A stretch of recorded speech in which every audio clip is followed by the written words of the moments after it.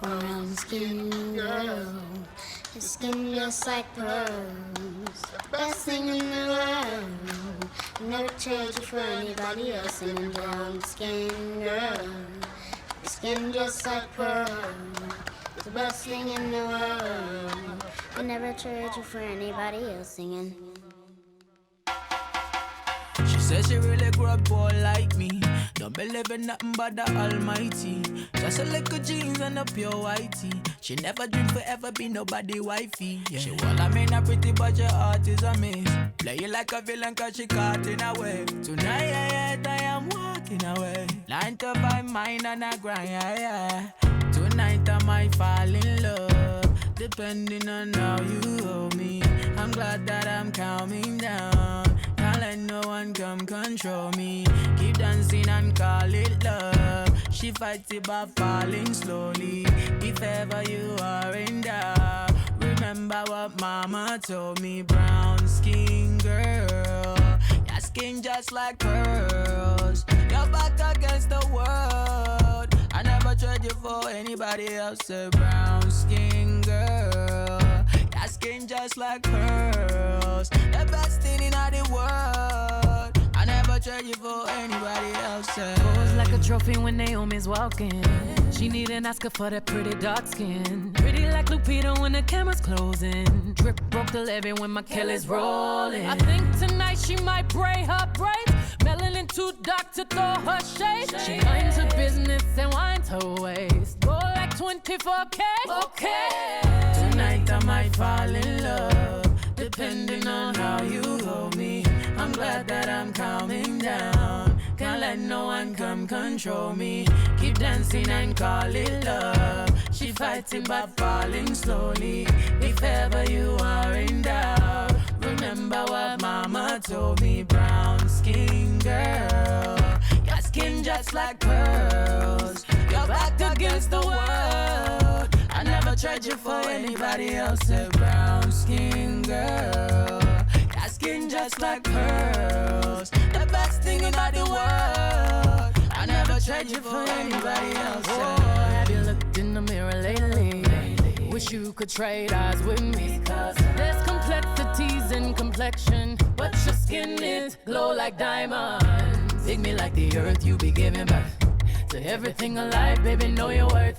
I love everything about you, from your nappy curls to every single curve, your body natural. Same skin that was broken, be the same skin taking over. Most things out of focus view, but when you're in the room, they notice you. Cause you're beautiful. Yeah, you're beautiful. Fall in love with you in all of your glory.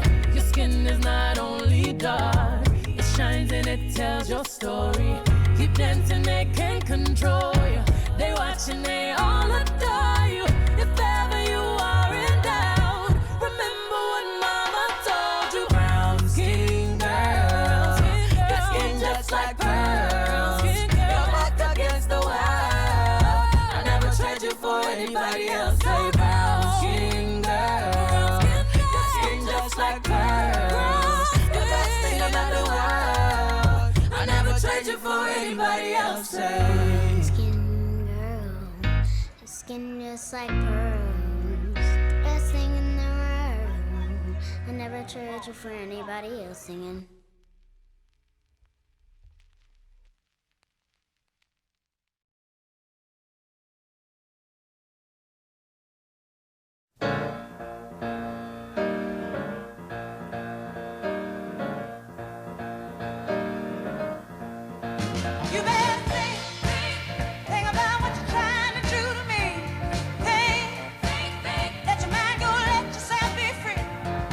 Let's go back, let's go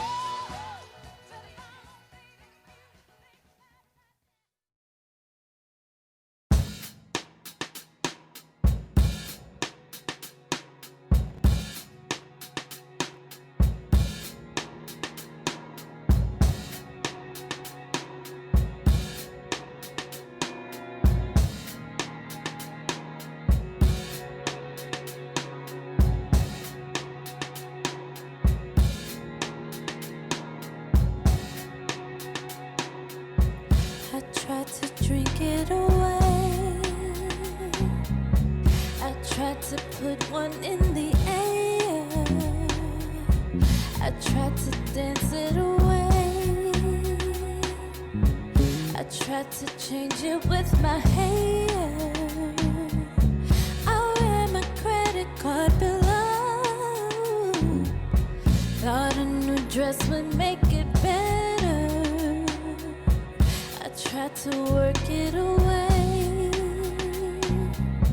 but that just made me even sadder. I tried to keep myself busy.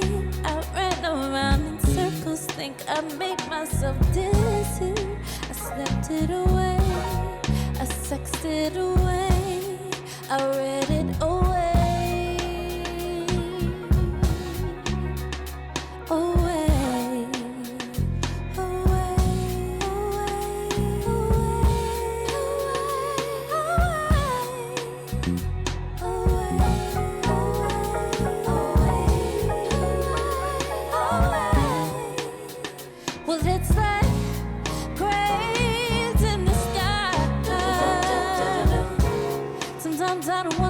Those metal lines.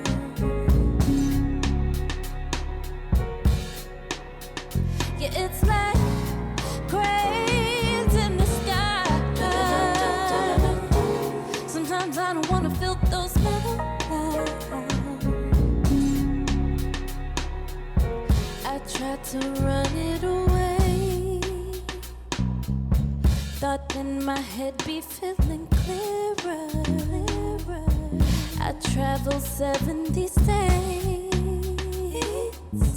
Thought moving around make me feel better.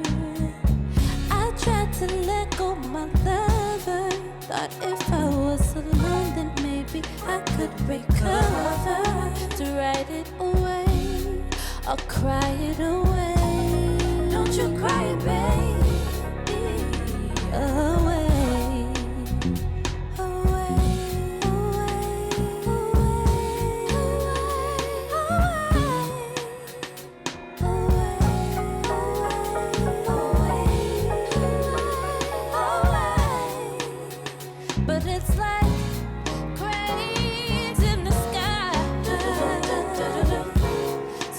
I don't wanna feel those metal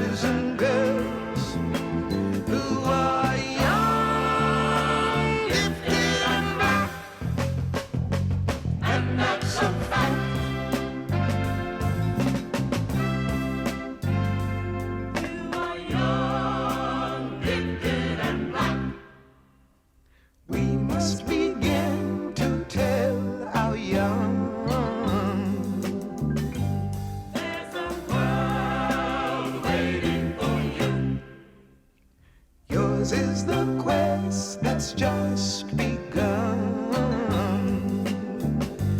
When you're feeling real low, yeah, there's a great truth that you should know.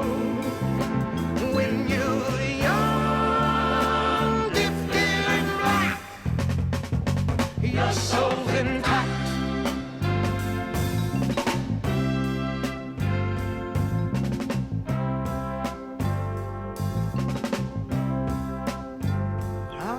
To be young, gifted and black. Oh, how I've longed to know the truth. There are times when I look back and I am haunted by my youth. But my joy of today is that we can all be proud to say, to be young, gifted and black is where it's at, is where it's at, is where it's at.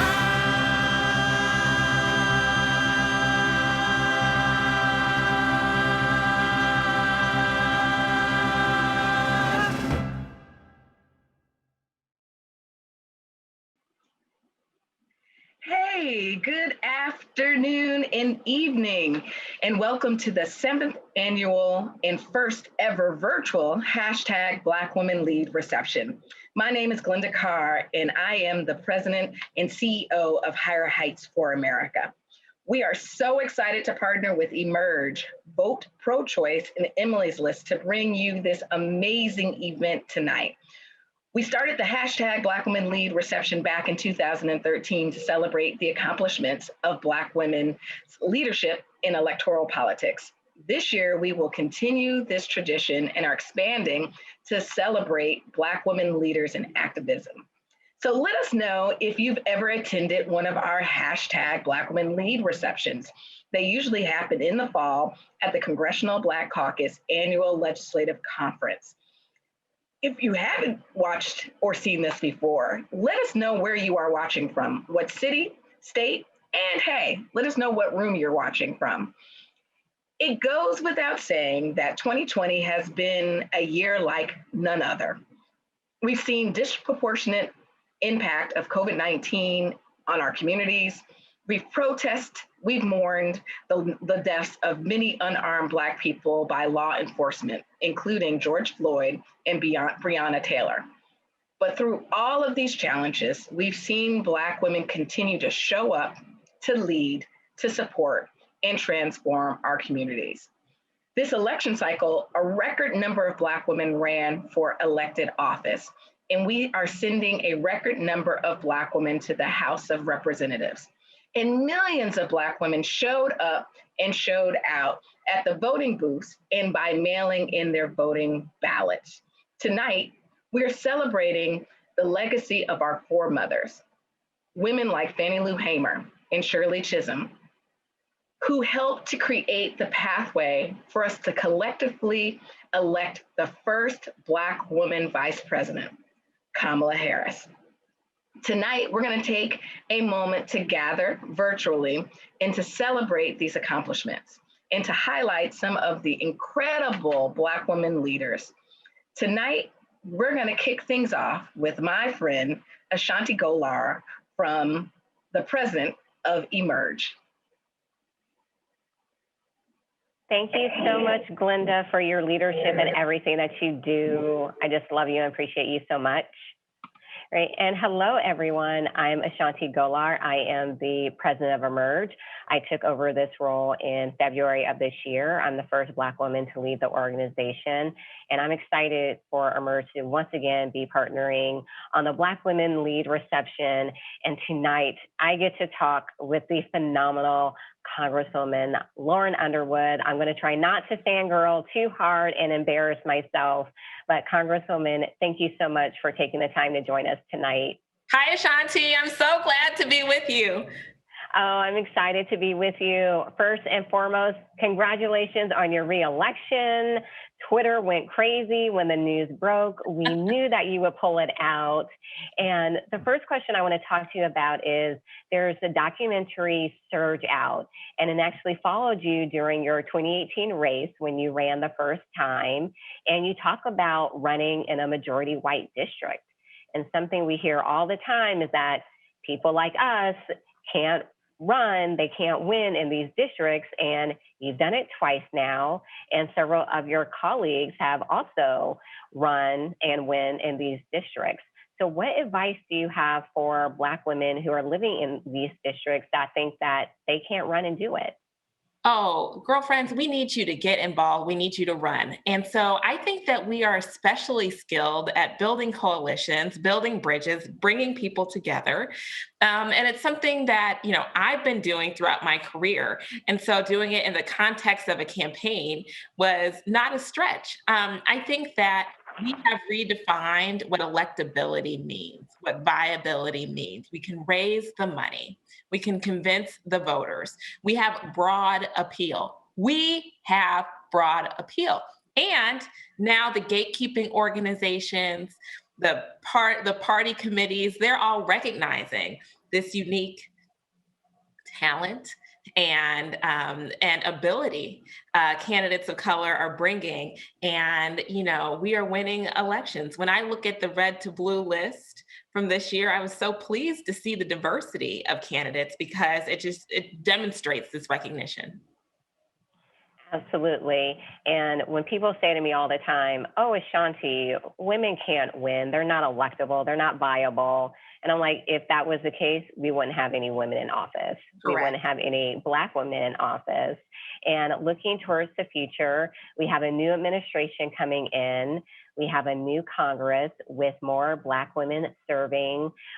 What do you think it's going to be like when you get sworn in and you're surrounded by all these Black women? What are some of the things that you'll think that we'll see when we have more Black women at the table and some of the policies that will come out of the next Congress? I'm so excited. 1 in 4 House Democrats will be African Americans. We have more Black women joining us in Congress. And we're going to see movement on key issues like our mommy bus to end the Black maternal health crisis in this country. For too long, for decades, we've had disparities of Black pregnant people dying at 3 to 4 times the rate of white women in this country, and it's unacceptable. We have a bipartisan solution, and we're ready to get it signed into law. And so I'm excited to see that type of legislation move forward now that we have a champion in Vice President-elect Kamala Harris, who was the Senate sponsor of our bill in this Congress. And I think that you're going to see more and more legislation to correct these longstanding disparities and a recognition that it's time. I love always seeing the legislation that you put out, especially how you're able to talk about women's health care and maternal health care. It shows the importance of having diverse voices at the table. I say all the time, how lucky are we to have Congresswoman Underwood in Congress when women's health care is constantly being debated, to actually have someone who understands what is going on. So we don't have much time left with you, but before you leave, what key piece of advice do you have for Black women that are thinking about running for office? Okay, so don't hesitate, jump in and do it. There are many different offices. You don't have to leave your job or your career to dedicate yourself full time to running. In my community in Illinois, we're heading into municipal elections, so nonpartisan elections for mayor, for city council, for park district and library board. We have townships in our communities, right? Those are opportunities to serve and to give back, but also to get great experience, leadership experience that could help inform any other positions that you're interested in seeking. I mean, I encourage people to seek out appointments. So here's the opportunity right now. We have a president-elect, they're hiring, and every state and governor makes appointments.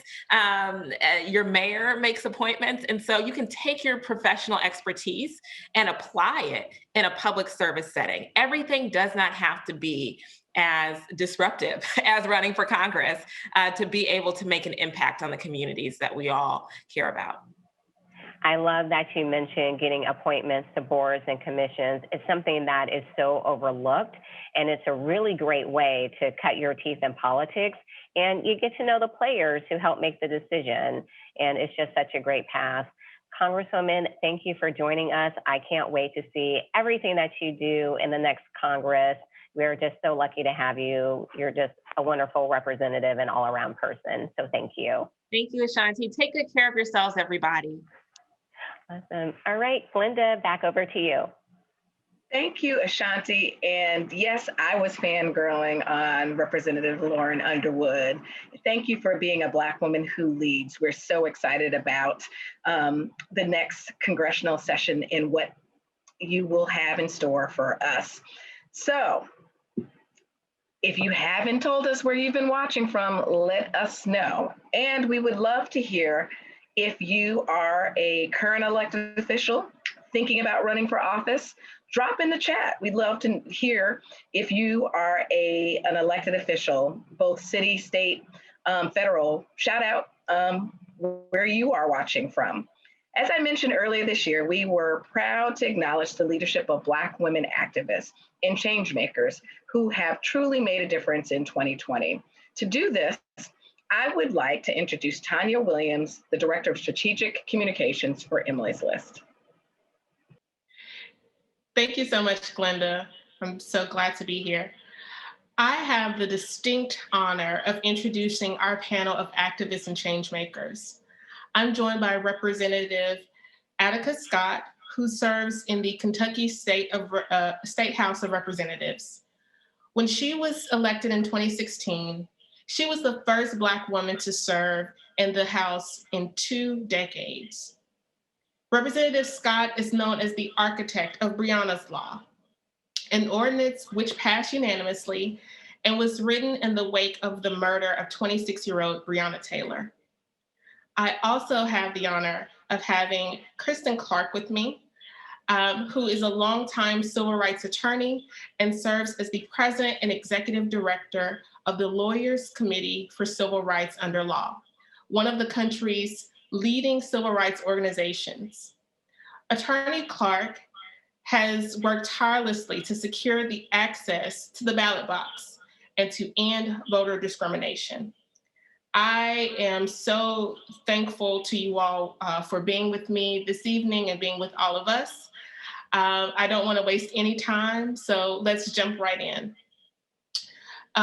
You all stand at different points on the social impact landscape. From your perspectives in policy and activism and in law, what has 2020 shown to you about the issues that matter most to those you serve? And Representative Scott, I'll start with you. Thank you so much. And I do want folks to know that, yes, Breonna's Law passed unanimously on Louisville Metro Council. I'm the primary sponsor of Breonna's Law for Kentucky. So next month, our legislative session begins, and we're working hard to make sure that Breonna's Law gets to be heard at the state level. We see all these states around us, including our sister Commonwealths, passing Breonna's Law and no-knock warrant. So we need to do the same right here in Kentucky. What 2020 has shown me is that people are very clear that they are not going to move forward accepting any of the hurt, the racism, the police violence that has been inflicted upon us. We are organizing, mobilizing, united together for protests, for policy change, and people are running for office at every single level, local, state, and national. And like Congresswoman Underwood said just a few minutes ago, are also applying to serve on boards and commissions. So I'm very clear as a state representative that the people that I serve want us to move differently as we move forward. And Attorney Clarke, yourself? Yeah, well, first, let me just say it's such a privilege and an honor to be here. And Representative Scott, thank you for your leadership. Thank you for your leadership. And we've got to keep fighting for justice for Breonna. I think what 2020 has shown me are a few things. One, this is a year in which Black people and people of color and women really wielded the power of protest and the power of their ballots in incredibly powerful ways. And it is literally the courage of those who have been marching and protesting throughout the year that has helped to keep a light shining brightly on the problems that are tearing at the fabric of our country: racial violence, police violence, and white supremacy. We have those who march and protest and put their bodies on the line to thank for the ground that we've made in those areas in 2020. But we go into 2021 knowing that there is a lot of unfinished business and that there is still work to do. The power of the ballot is something that was also wielded in incredibly powerful and transformative ways in 2020. We saw a historic and record number of Americans, women, and people of color turning out in every corner across our country, despite the fact that there is a pandemic and despite the fact that there were tremendous and unprecedented obstacles that voters were up against this season. Why? Because people really are embracing the power of their vote and understand that both protesting and voting are two powerful pathways to achieving the reform that is so long overdue in our country. And this year, we definitely saw what happens when powerful protest is met with showing up to vote in an amazing way. My next question is just about the work that goes into this, and it's fulfilling work. And 2020 has been definitely exhausting for all of us, and especially you all who work on the front lines. I'm wondering what motivates you to keep going. Oh, I will start with that and say that being out at Injustice Square Park in downtown Louisville, right across the street from the mayor's office, is inspiring for me. It's a motivation. These are young people, really people of all ages, who are out every single day and have been for 200 days nearly, standing up in protest for justice for Breonna Taylor. And no matter how much police violence they experience, no matter how much white hatred they experience, they keep showing up. 700 people arrested, get out and turn right back around and show up to continue to seek justice for Breonna Taylor. That inspires me. My daughter inspires me. We were arrested together, and the morning we were released, we went right across the street to stand with Breonna Taylor's family when they held their press conference, because my daughter was very clear that we don't move in fear. She says that to me often, and that's what inspires me, the fact that people like her are saying to people like me that we don't move in fear.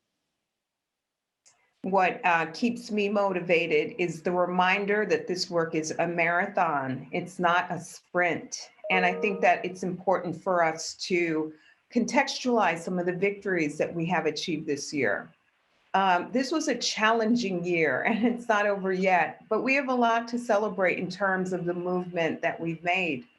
I think about the George Floyd Justice and Policing Act, which passed in the House. We've got to get it to that finish line in the Senate, but we've got a comprehensive federal reform bill that would not have come to fruition but for people marching and protesting on the heels of the deaths of George Floyd and Breonna Taylor and Ahmaud Arbery and so many others.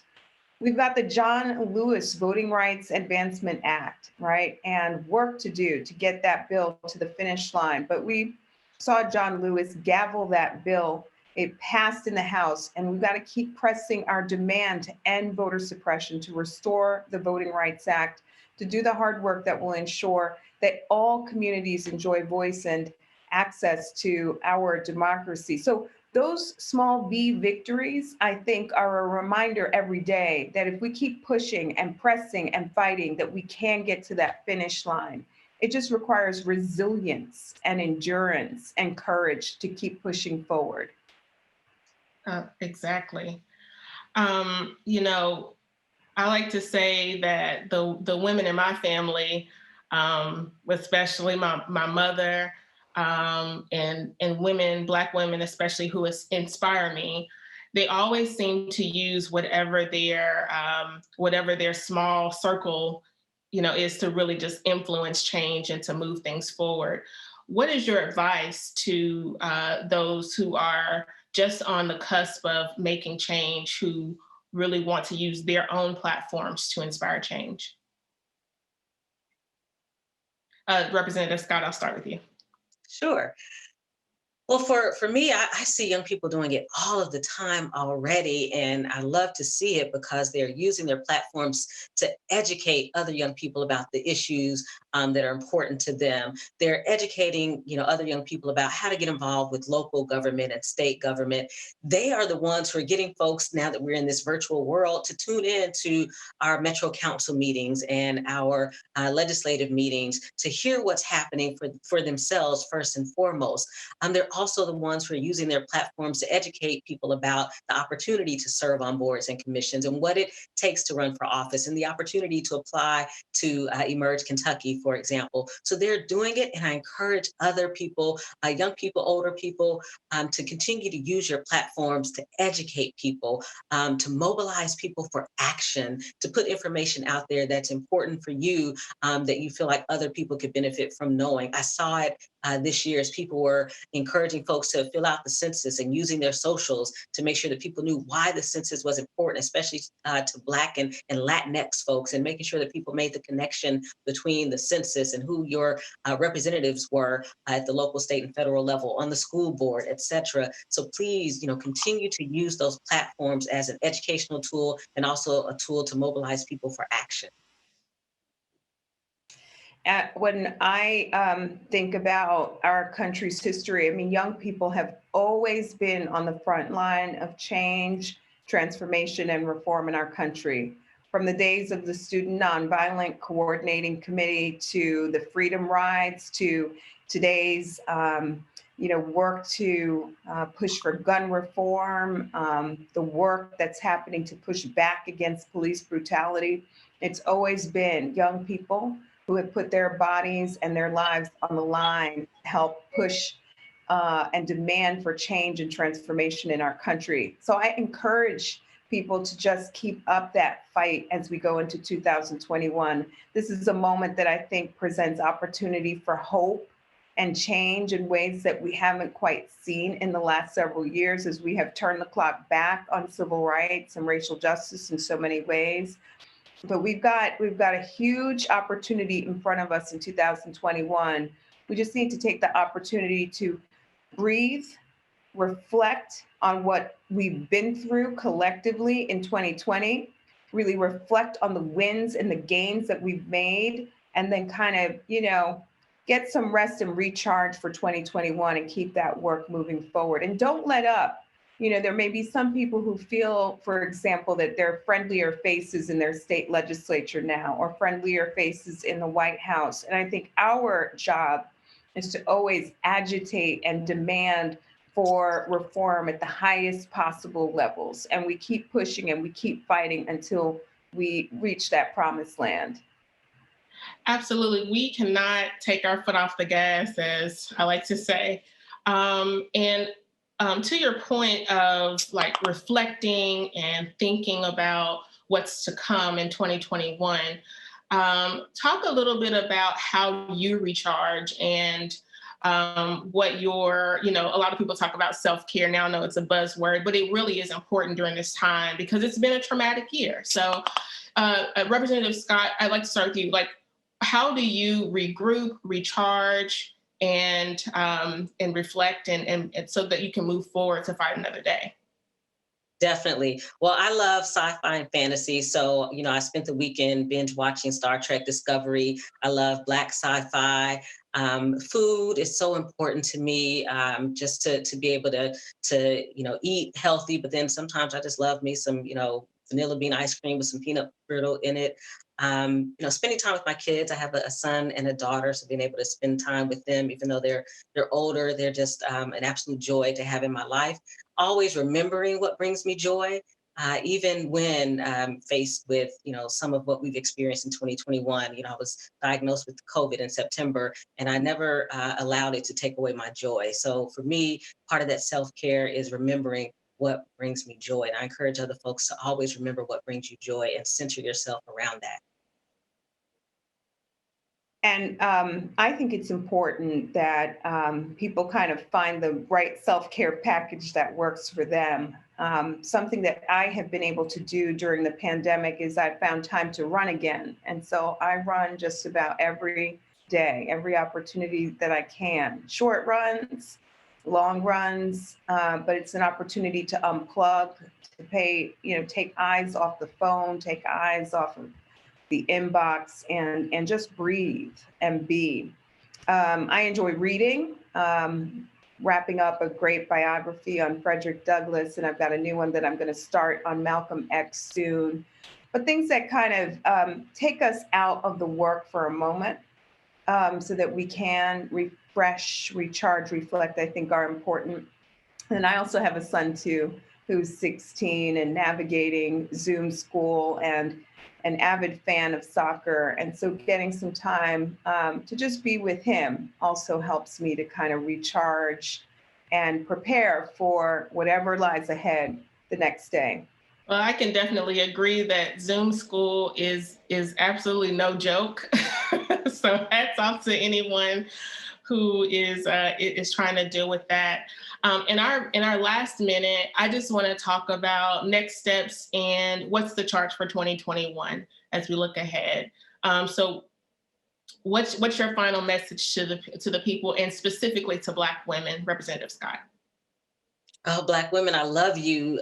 Please remain steadfast, lean on one another, hold one another close, tell one another that you love each other.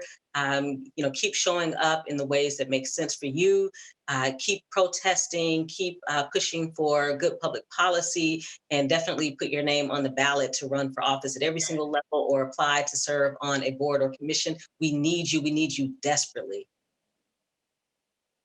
And I have been inspired and empowered by the circles of Black women that I have been working with and organizing with all year. We are putting in work in a really serious way.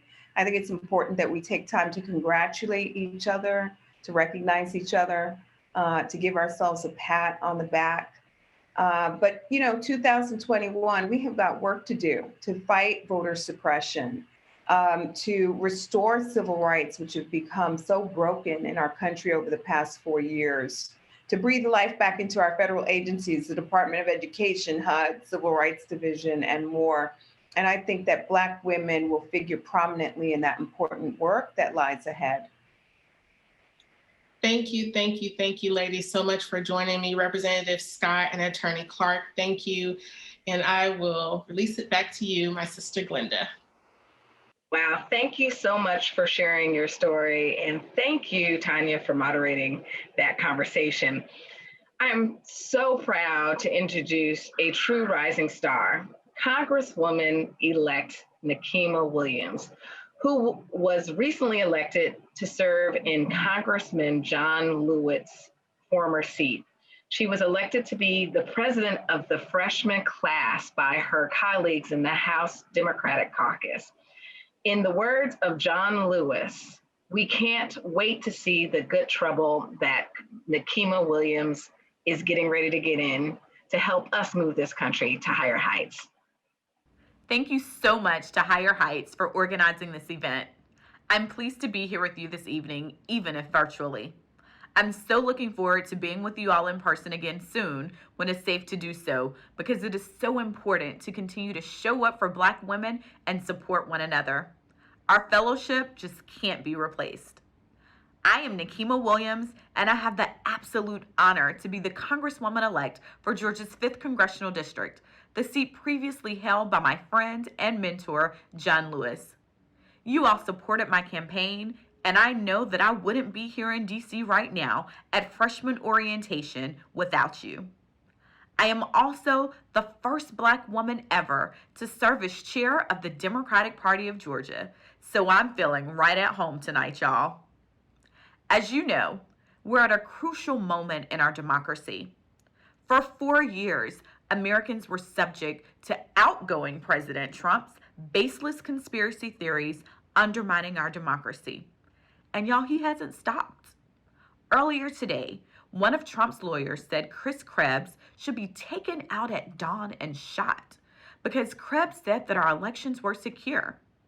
Thankfully, 81 million Americans realized that our democracy was on the ballot and voted for President-elect Joe Biden and my soror, Vice President-elect Kamala Harris.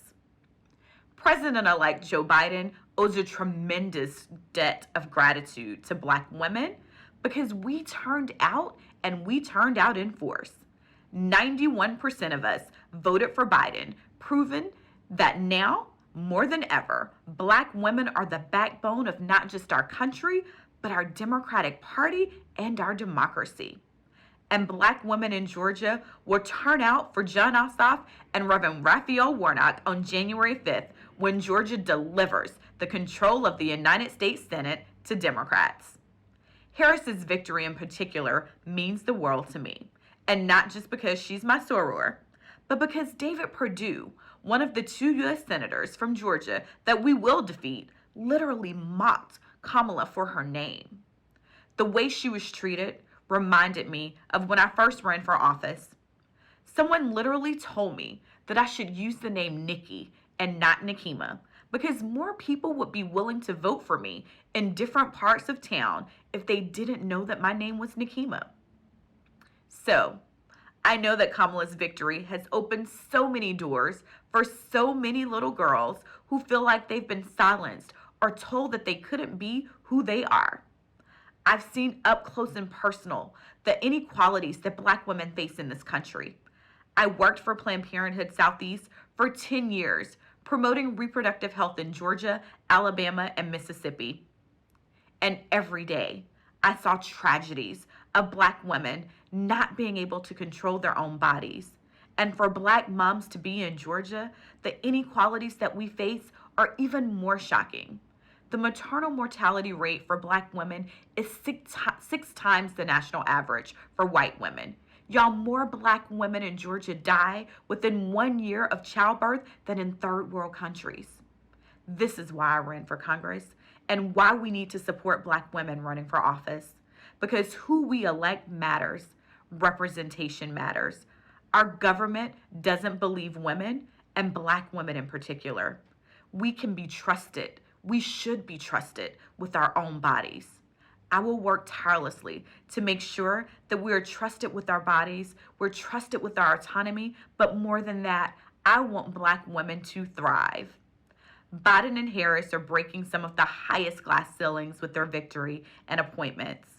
When we come together, we make sure that a government that wasn't built by us or for us works for us.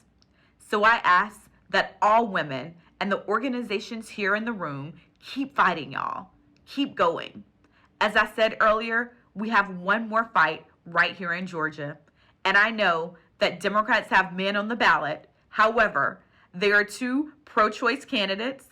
There are 2 candidates who stand and trust Black women. So let's be clear. I will not let them forget it. Once again, thanks to Higher Heights and to Emily's List, Emerge, and Vote Pro-Choice for hosting this event and always being in my corner and supporting Black women across this country. Thank you. A big thank you to, since she started it, my soror, Nikema Williams. For those who are like, what are y'all talking about? We are all members of Alpha Kappa Alpha Sorority Incorporated. And so she's clearly a proud member, and I'm very proud of Nikema Williams' leadership. I have the distinct pleasure for this last conversation this evening to be in conversation with my colleagues from Emily's List Emerge. So joining us is Angelique Cannon. I want to call her Angelique Cannon, the Vice President of Development for Emily's List. And welcome back, Ashanti Golar, President of Emerge. Hey, ladies. Hi. Hey. Well, I have to say, I'm not an AKA, but I am from Georgia. So, I have a big shout out to Nikema Williams for that. I am not an AKA, and I am not from Georgia. It's fine. It's just, I mean, she said it twice, so I was like, I gotta say something. And so one of the things that we didn't prompt those watching is I see some of us are posting in our social feeds. So if you're posting, use hashtag Black Women Lead and share with your network the conversation we're having tonight. So tonight, we are gonna talk a little bit about how we got here. Higher Heights has been on this road to 2020 for the last 8 years. It was about building for this moment, but it is also more importantly about building beyond 2020. This is not time to take our foot off the gas. It is actually time to accelerate this work moving forward. Black women, I'm waiting for y'all to see Ashanti's face when I do this, right? Everybody, once again, is thanking Black women and thanking us not only for our continued contributions at the ballot, but also our continued contributions to this democracy. Black women have always been the defenders of our homes, our communities, and our nations. The everyday Black women, from our moms and our grandmoms to those who actually have stepped off the sidelines, who are civic leaders, who are activists, who have decided to run for office from school board all the way now to the White House. We put more into this democracy than we get back. And so it is about the work moving forward. We've seen in 2020 how Black women lead. When we lead, we build inclusive tables from the Black women mayors across this country who have been boldly leading during COVID-19 and responding to the uprising in their cities, to the Tish James of the world, the Attorney General of New York. These women are leading in the legacy of Shirley Chisholm, truly unbought and embossed. And that's the work of Higher Heights. I want to thank Higher Heights and our community, those who are watching tonight, for investing your time, talent, and treasures, for amplifying Black women's leadership. It is that together we were able to help Black women to vote, run, win, and lead. But I look forward to the work ahead. Ashanti, what is your reflection of this moment? This is a really big moment. And again, thank you, Glenda, for everything that you have done.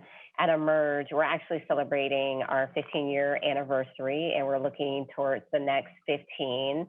And when we did our anniversary event, we actually had a conversation with Mayor London Breed of San Francisco and Malia Cohen, who was on the San Francisco Board of Equalization.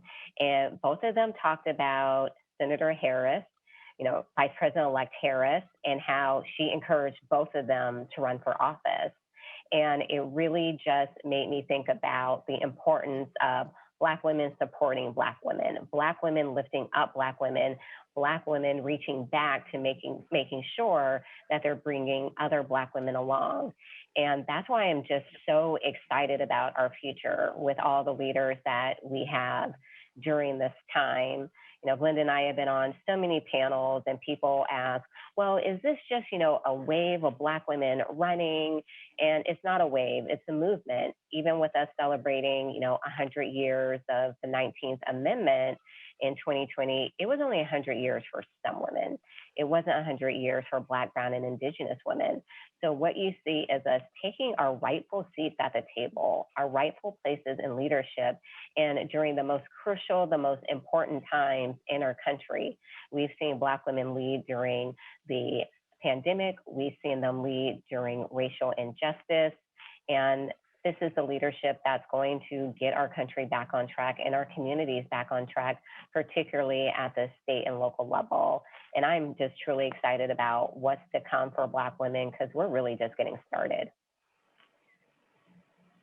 Angelique, what is your reflection in this moment? I think I would echo the same thing that Ashanti said. Here at Emily's List, we believe that, government works best when it reflects people who it represents. And to that end, we continue to build pipelines of diverse talent here at Emily's List through our training and community engagement and our expansion of our state and local teams in recent years. And the work that we did this year, intentionally working with and seeking out Black women to run for office, both state and local levels and federal level, that we had really trying to, encourage and support Black women who are running for office, because we truly make the difference here in representing our communities when we're in office. And I loved what Lauren Underwood was saying. I just wrote it down, and she's like, we need you to run for whatever you want to run for. So I think this is something that Emily's List has been supporting for a long time, and something I'm really excited about what we're going to continue to do in the future, and continue to build the pipeline as we move forward. Yeah, absolutely. At the end of the day, we had a record number of Black women running for office, particularly for the United States House of Representatives. We saw an increase from 2018 when we saw a record number. But we also know that we had more losses than wins. And as we debrief here at Higher Heights, we always talk about there is actually wins in those losses. Because we saw Black women running in different types of districts. We were running in rural districts, suburban districts. We had veterans. We had, immigrants running for office. We had young, moms with young children running for office. And so they've paved the pathway for the next. Or as I always say, is that, as you know, women have obstacles and man-made obstacles and institutional barriers that are often in their way. In each election cycle, we've had women jump over those barriers, crash through those barriers, knock down those institutional obstacles for the next class, and hopefully some of them deciding to run for office again. I'm all gonna be all off script, y'all. They're gonna be like, none of this is in the script, but hey. I want to know, because we've talked a little bit about these bold women that have ran, on a local level, state level, and on a federal level. But tell me where you were when you found out that they announced Kamala Harris and Joe Biden were the presumptive winners. Oh, do you mind if I go first on this one, Ashanti? Go for it. I don't know if people know. So I was actually Kamala's finance director for the primary last year. So it had such a special meaning to me. One, for her to be announced as a VP, but the other was standing in front. I have two boys, one's 15 and one is 17. And my 15-year-old and I, it was Saturday, and I'd been waiting around, and I was like, it's going to take forever. We are going to go run some errands that we can run, mask, everything. And all of a sudden, my 15-year-old grabs me, and we're standing literally in front of the television watching as they announce it. And, at that point, I thought to myself, this is truly, truly amazing, the country that we live in and the work that Kamala's going to do. So I was basically standing there like in leggings, a little bit of tears coming down, standing there with my 15-year-old son, who felt an enormous joy and pride at watching Kamala be announced the winner and next VP of the country. It was amazing. So mine is really not that exciting. I had my TV on, and then I was like, let me start to do this laundry.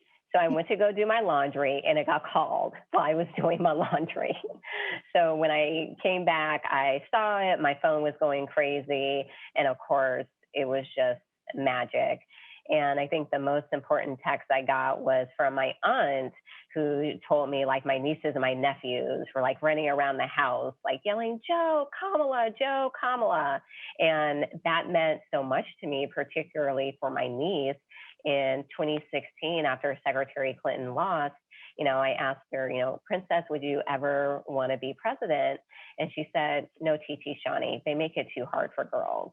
They were so mean to Miss Hillary.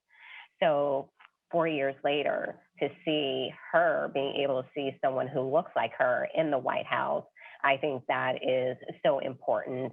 And just the work that all of our organizations do every day to show young Black girls, young Indian girls, young Muslim girls, young Latinas, that you have a place in politics. Because it also hurt my heart that they had to see how attacked Vice President-elect Harris was. And those attacks are real. Those are what, every woman of color who runs for office has to deal with. And, I was talking to a reporter for an interview, and he asked me, when Black women are talking about, Kamala, he's like, there's just something different. There's something different than how you all talked about Barack. Like, you love Barack, but there's something different about Kamala. And I'm like, why? He's like, why? And I say, because we know that it was not easy for her to get here. We know everything that she had to go through. Everyone saw her debate Pence. Welcome to what Black women have to deal with every day in professional environments. Y'all watch it for a couple of hours. For us, it is like hours a day. So it was just really magical. And I just can't wait till inauguration and to see her get sworn in. Ashanti, I think you're right. I think what you can say to people is that when we see Kamala, we see a little bit of ourselves, if not our whole selves, in her and all of her experiences as well. We've experienced what she's experienced. So.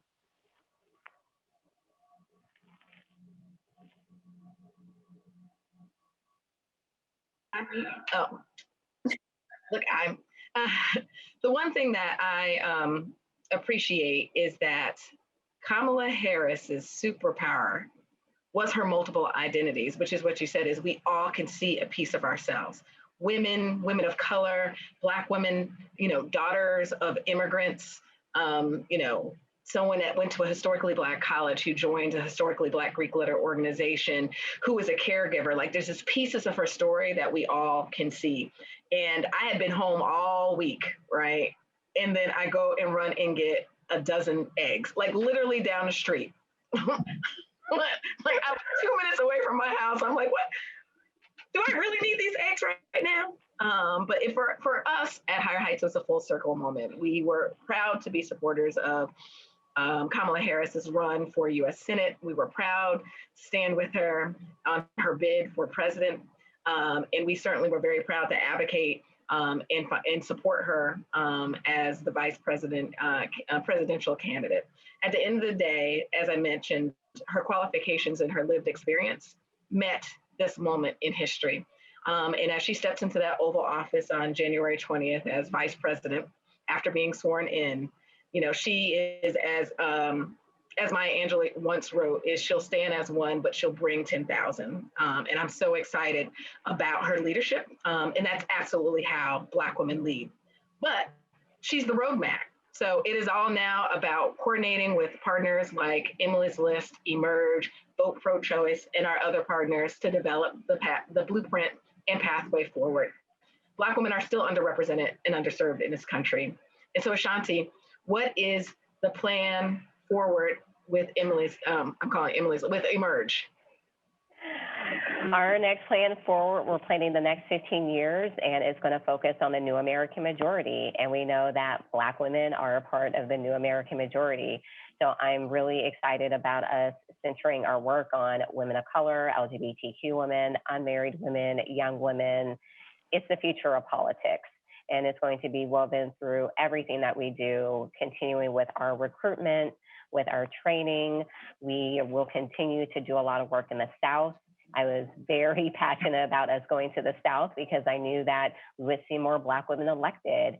And I actually got really teary-eyed last week when I was having a conversation with our Emerge Arkansas affiliate, because one of our alums who got elected there, she's the first Black woman on the city council, and she told us that it used to be a sundown town. And I'm just like, 2020, and they're seeing their first Black woman elected on the city council in that city in Arkansas. We have so much work to do. I say this work doesn't have an end date. And at Emerge, we are all in on seeing more Black women elected at all levels of office all across the country. Great. I mean, I would have to say the same goes here at Emily's List. I think, Glenda, you just said it. I mean, we feel here that a loss is another step in the journey for women who ran this past year. And we had some really great women of color and Black women who ran. So we're looking forward to not only continuing what we did last cycle or a couple of months ago, but also digging in deeper and really going out and targeting and getting women of color in and supporting these women in their run, whether it's at the local level, the state level, or the federal level. And then we are excited to continue to partner with Emily's List, Emerge, and Vote Pro-Choice because we are going to expand Black women's political leadership. And that's from the voting booth to elected office. It is about expanding the opportunities for Attica Scott's next step in her leadership journey. It's finding that Black woman who is watching tonight, who wasn't quite ready to drop in the chat they want to run for office. It is identifying and helping you on your journey. And it is about ensuring that we create the environment for our champions to lead. And that brings us to our last speaker of the night, Congresswoman Laurie Underwood. Lucy McBath.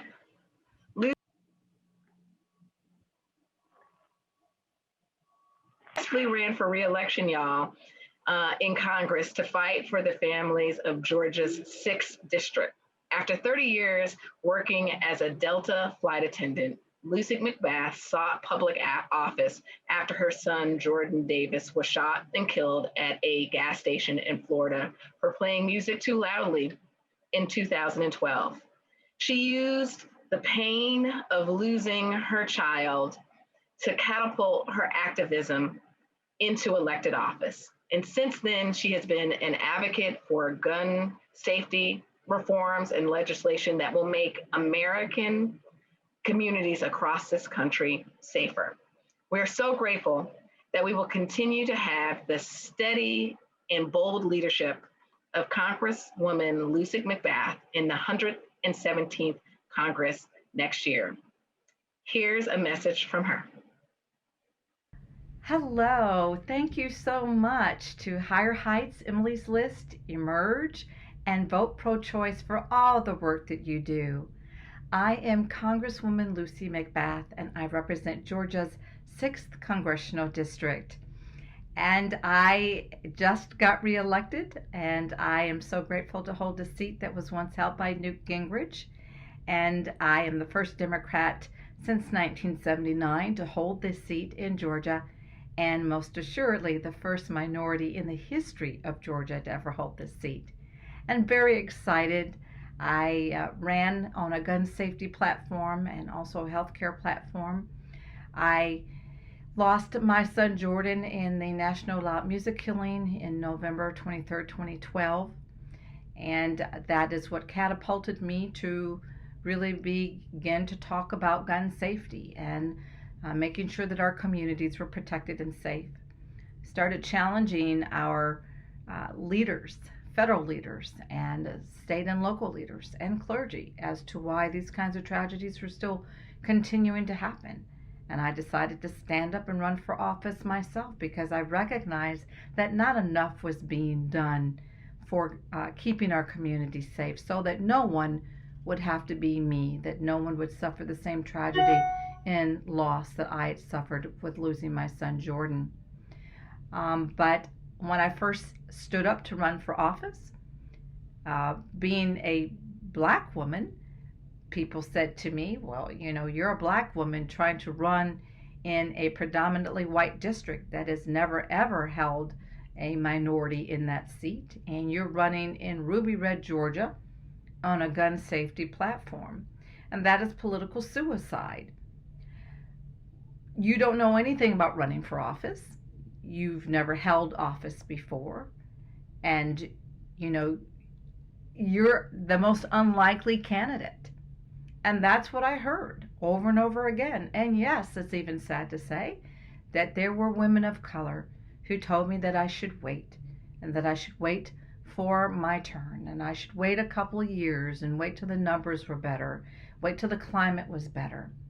But I decided that if anything was going to happen, I was not going to stand by and watch one more person die by unnecessary gun violence, and that our federal legislators and America do nothing about it. And I decided that I was going to throw my hat in the ring because it was more of a tragedy not to even try. And when we ran Higher Heights, you were there for me. Emily's List, Emerge, and Vote Pro-Choice.